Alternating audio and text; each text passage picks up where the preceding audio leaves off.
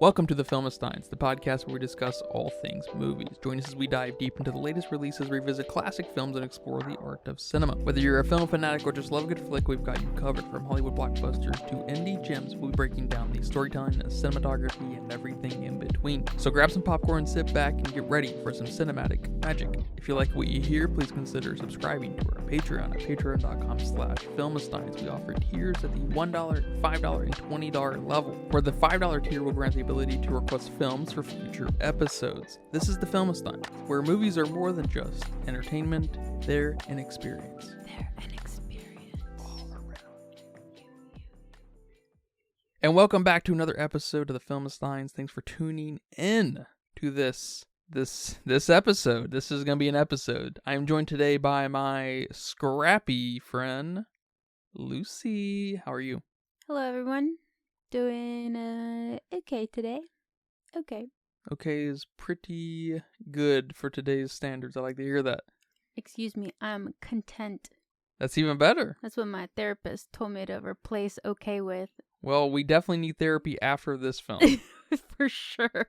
You can join us every Monday, Wednesday, and Friday for brand new episodes of the Filmistines. Thanks for tuning in today, you guys. I cannot thank you guys enough. Some of our most previous episodes include our Patreon exclusive ranking of M. Night Shyamalan's filmography.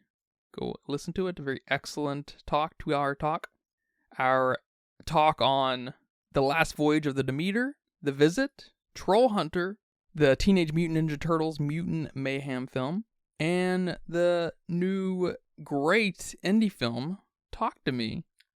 But today we are discussing a very interesting film, and this intro will probably be longer than the actual talk because this movie's really not worth your time, and this specific episode may save you some time. So we're going to try to keep it nice and short here today. Unlike this abomination of a film, today we are talking about the just plain terrible film Strays. So I just want to say off the top, this film has got way too high of scores. What are the scores? I don't know. They're floating around the mid mark, and that's just not right. I don't get it. This film is very easily, I think, the worst film to come out this year. I'm not sure, maybe that we've watched, period, this year. I'm not sure about that. I have to go back and check, but... Worse than Teenage Kraken? Yes, this film is much worse than Teenage Kraken in every conceivable way. Unbelievably bad, this film. Yeah, I completely agree with you. Yeah, talk to me about why. Just a little bit, man. We're gonna save you some time right now. Please, do not go see this film. Do not spend any money. Do not even bootleg it. It is not worth your time. Don't waste your time. Just don't waste your time like I wasted my time. Give me some thoughts.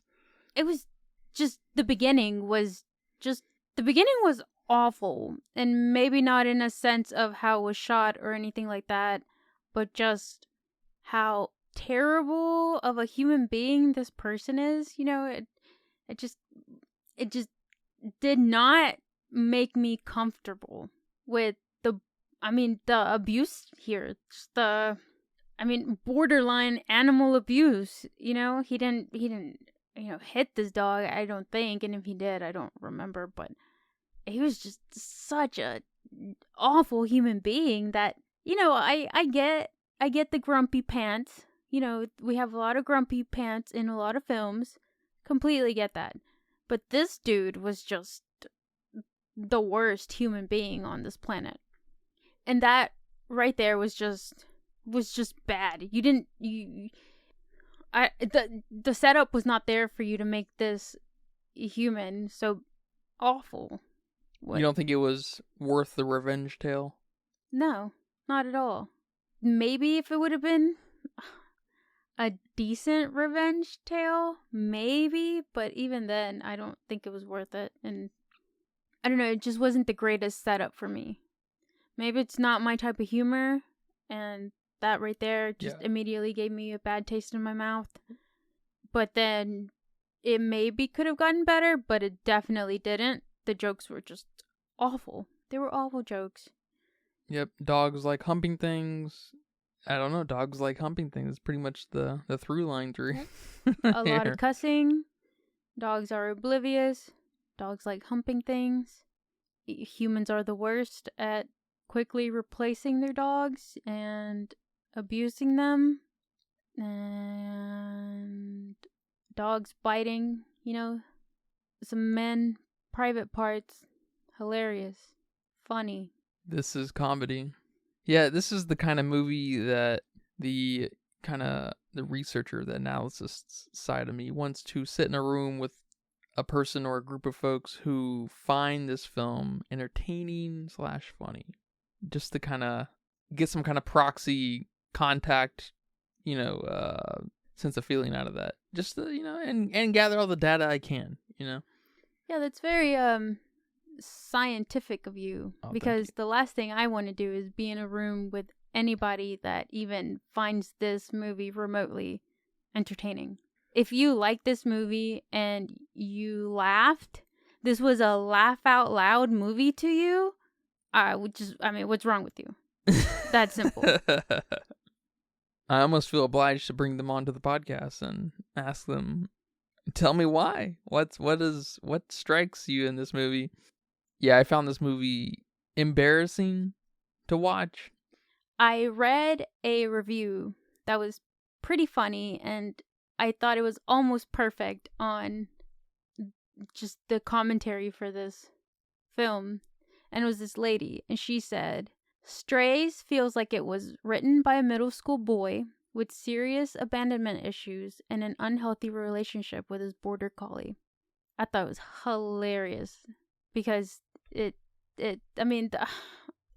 jokes are there. The humping jokes are non-stop throughout the whole movie. And yes, I guess there's this almost B plot with saving a little girl, and that little girl ends up adopting one of the dogs. And okay, maybe in a different film that could have worked, that could have been relatively cute, maybe, but it just wasn't there for me since the start, and it didn't hook me back in. Like, the last voyage of the Demeter. I wasn't there for the start, but then it quickly, very, 180? Mm-hmm, yeah. It 180'd for me, and we were good. But this didn't even circle me. I don't know, to keep that reference. It did absolutely nothing. You weren't even on the same circle. Yeah, exactly. No, I feel you, and I want to like movies when they are a little offbeat, and not your normal commercial fare. I really try to give them the old college try and keep my mind open, but this film is the kind of movie that makes me reflect and think, maybe I don't like movies. I question your film faith. Liking. Your film faith.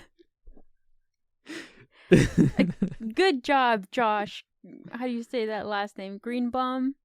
Good job making people question their love of film, love of art. It's a silly thing, but it's kind of a funny level of failure, I guess. I'm sure lots of people love this movie, but it kind of had the reverse effect on me that a really effective movie would have, right? Movie that makes me kind of reevaluate X, Y, and Z, or kind of change my perspective on something, or give me new perspective, or just introduce me to a life that I never could have imagined, right? But this is kind of has done the reverse, and it's a very kind of an interesting case study in that from that angle, I think. Yeah, I don't know how many times we have to say it, and I mean, I'll keep repeating myself. I don't really mind, but just comedy is the worst. I mean, we need to have better comedy movies out there. And it's almost like if it's good comedy, it's not comedy. It's something else. Like, what did we watch recently that we thought it was pretty funny? Yeah, The Visit's, I guess, kind of a comedy. The Visit's definitely sort of a comedy adjacent, and I guess they call that kind of thing black comedy. Yeah, so we watched The Visit, and that's more of our type of comedy than whatever this is pretending to be, because it's not funny.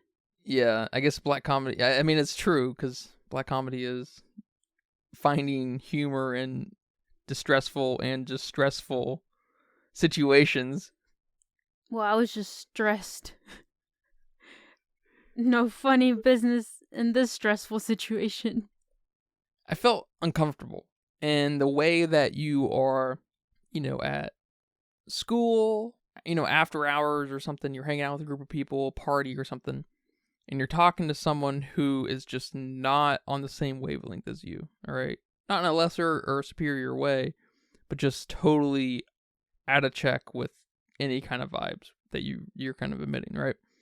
And you just need to get the fuck away from it, but you can't. You're kind of socially tied to the situation, so you can't. And you don't want to be rude, of course. No one wants to be totally rude unless you're from New York, but it's just the kind of situation that just feels like an eternity when you're in it. And those kind of people, when you walk away when the party's over or whatever, you take a second and you're like, it's kind of a similar situation with the literal movie.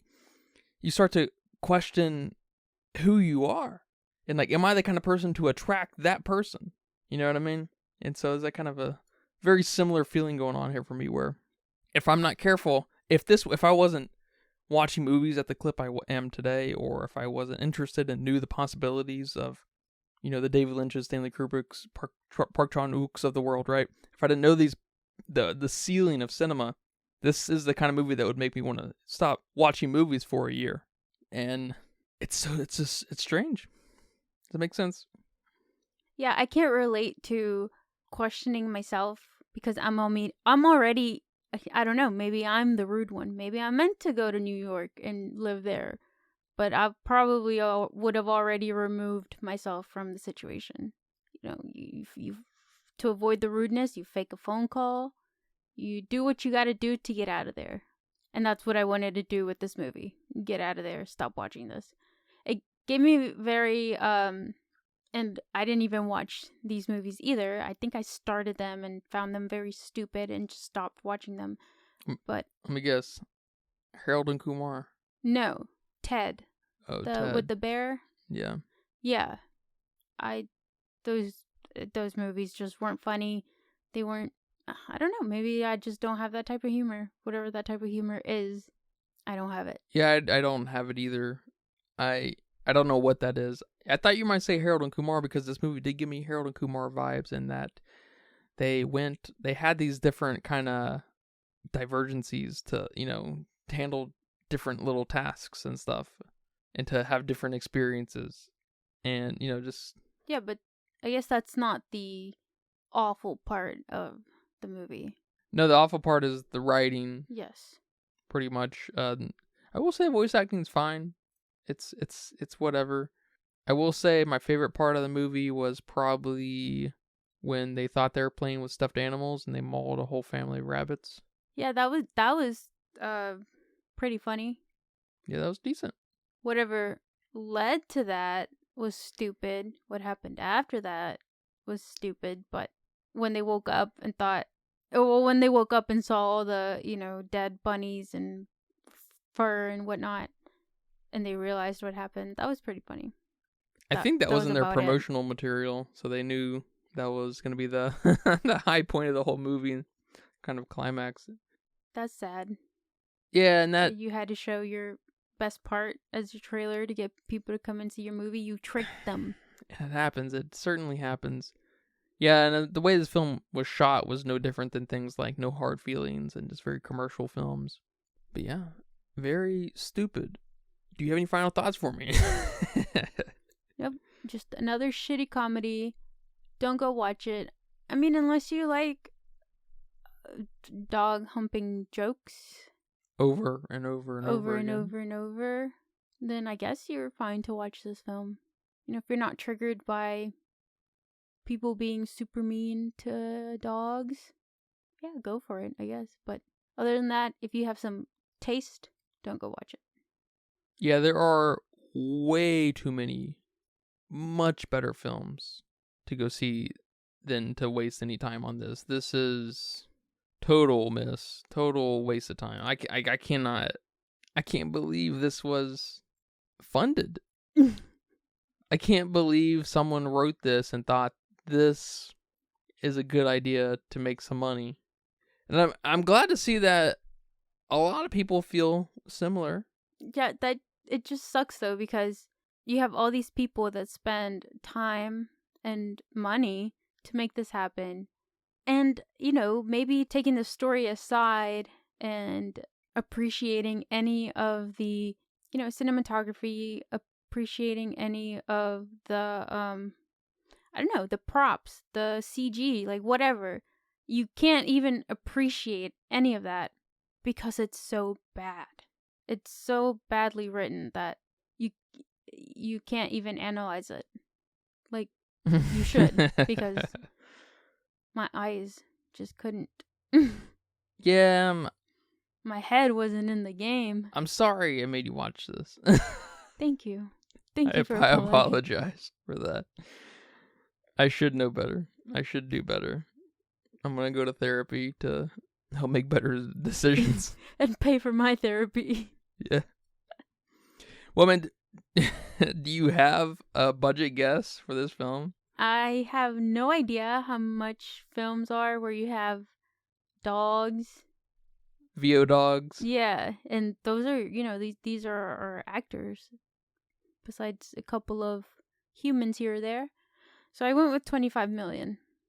Yeah, so it says here that it was 46 million. Why? It's another one of those, how the fuck does this movie cost this much? But there was a lot of different sets and locations, so that was probably the big Yeah, and I guess the house does get destroyed at the end. which is fun or whatever, Yeah. but Does that cost money? Does destroying things cost money? Sure, they can't reuse the thing. I guess it's wasteful. Yeah, I but don't know if it is it- was Yeah. controlled fire or if it was all CG. It's hard to know. They may not Yeah. have destroyed the house. Oh. Huh. Yeah, so it's hard to say. Okay, well, how much? It's not like the Gilbert Grape house. Not Gilbert Grape. Yeah. Yeah, what's Eating Gilbert Grape? What's Yeah. Eating Gilbert Grape? That's a That's a great movie. crazy ending.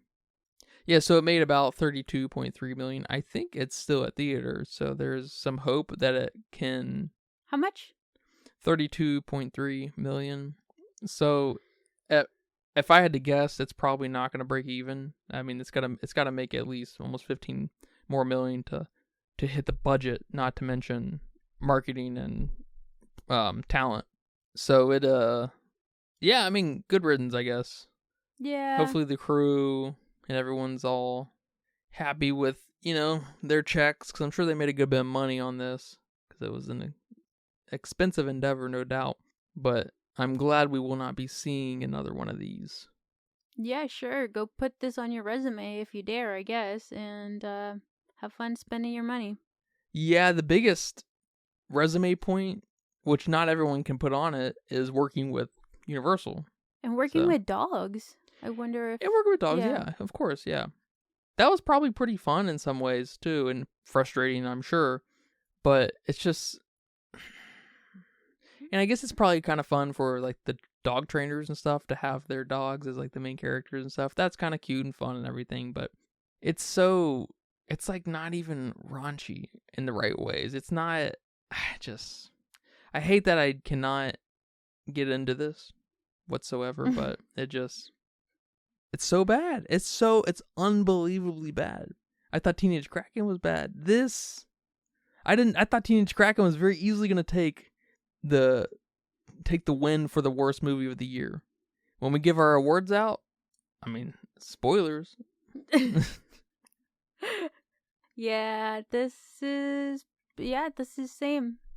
Teenage Kraken was at least watchable, and my brain didn't feel like I lost brain cells. That's good. Yeah, that's fair. Similar. Feels similar. Yeah. Well, yeah, well, thank you for talking to me about this film. You're welcome. Thank you guys for listening to this episode. I'm sorry Short and sweet episode. I'm sorry I dedicated some time to do this movie for you guys. I'll try not to make this mistake again. I'm gonna learn my lesson, I think. I can't even do it. We can't even do a proper dog pile. Ah. But yeah, thank you guys for listening to this episode. Catch us every Monday, Wednesday, and Friday for new episodes of the Filmsteins over on Google Podcasts, Apple Podcasts, Spotify, no longer Stitcher. Rest in peace. But until next time, take care. Bye-bye. Bye-bye. And that's a wrap for today's episode of the Filmsteins. Thanks for tuning in and joining us on our cinematic journey. We hope you enjoyed our discussion and gained some new insights and perspectives on the world of movies. Don't forget to subscribe to our podcast on your favorite platform, especially Patreon at patreon.com/Filmsteins, and follow us on social media for more film-related content. We love hearing from our listeners, so if you have any feedback, suggestions, movie recommendations, or book recommendations, please feel free to reach out to us. Until next time, keep watching, keep loving the magic of movies, except this one.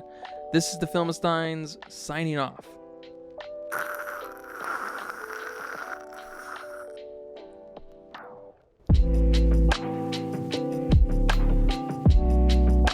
This movie sucks.